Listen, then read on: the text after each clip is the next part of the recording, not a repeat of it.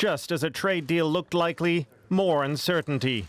Markets were buoyed by news that a Chinese delegation would be headed to Washington for a final round of trade talks.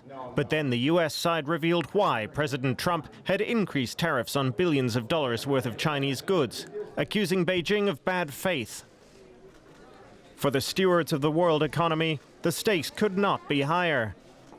In Paris, IMF chief Christine Lagarde issued a stark warning. She said, "Clearly, the tensions between the United States and China are the threat for the world economy." And France's finance minister said the uncertainty could be felt around the world.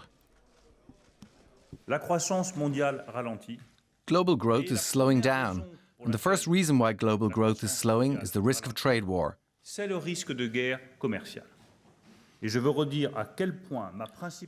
And I want to reiterate that my main concern, the main French and European concern, remains the risk of a world trade conflict and war driven by the trade dispute between China and the United States. A worrying prospect, then, that this week will end not with a US-China trade deal, but with new tariffs and tensions. Now, for more on this story, I have with me DW's business China analyst, Clifford Coonan. Welcome, Clifford. Now, why is Christine Lagarde so worried? Is this a real crisis in attempts to resolve the trade dispute between the US and China? Well, I think what we've had for the last few months has been the two biggest economies in the world, the United States and China, slugging it out between themselves. And the fallout has been in many other areas around the world, not just in the US and China. So I think with her intervention here, it's not very surprising what she said, but the fact that she's intervening is just to show maybe a reminder to the warring factions in this trade conflict that the rest of the world is also watching.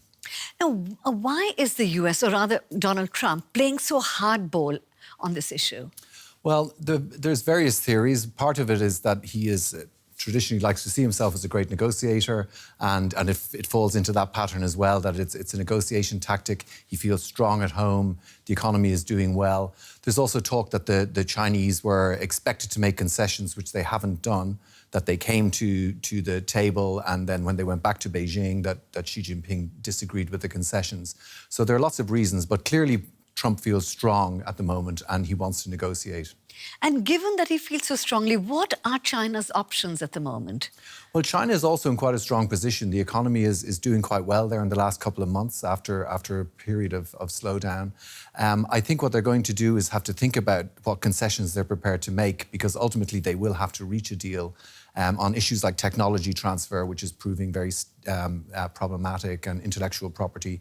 So in a lot of these sort of areas, China is probably going to have to make some concessions. It's going to have to see what its pain barrier is when it comes to making these concessions. And I think that's what we're going to see over the next few days when Liu He goes to Washington.